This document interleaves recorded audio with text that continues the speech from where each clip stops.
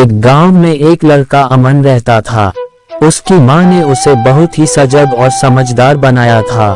अमन के पिता के मृत्यु के बाद उसकी माँ ने अपने से सब कुछ छोड़ दिया और अमन को पढ़ने के लिए नगर भेज दिया। अमन की माँ का सपना था कि वो एक दिन अपने बेटे को सबसे अच्छी शिक्षा दिलाकर उसे डॉक्टर बनाएगी। अमन ने मेहनत और लगन से अपनी पढ़ाई पूरी की। वह एक उत्कृष्ट छात्र था और उसका लक्ष्य भी बहुत साफ था। वो डॉक्टर बनने के सपने देखता था।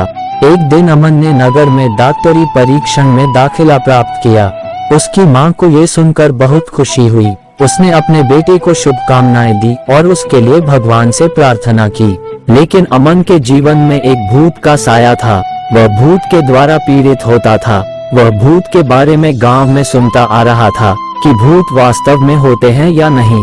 एक दिन अमन ने अपनी डॉक्टरी की परीक्षण प्राप्त की और अपने गांव लौट आया। उसकी माँ ने उसे खुशी से स्वागत किया, लेकिन अमन के जीवन में भूत का साया फिर से उतर आया। एक रात अमन को भूत ने अपने साथ ले जाकर एक जंगल में छोड़ दिया। वहाँ उसने अमन से कहा, मैं तुम्हारे सपनों को तोड़ दूंगा, तुम कभी डॉक्टर नहीं बन सकोगे। अमन डर गया, लेकिन उसको अपनी माँ की याद आई और वह भूत से लड़ने का निर्णय लिया। वह भूत के सामने खड़ा हो गया और उस पर जोरदार प्रहार किया। अमन ने भूत को जंगल के किनारे तक पीछा किया।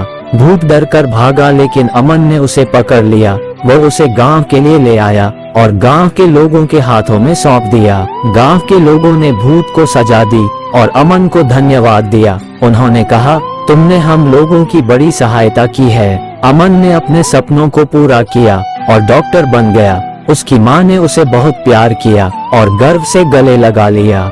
इस कहानी से हमें ये सीखने को मिलता है कि कभी कभी हमारे जीवन में कठिनाइयाँ आती है, लेकिन हमें डरने की जगह मेहनत और साहस दिखाना चाहिए।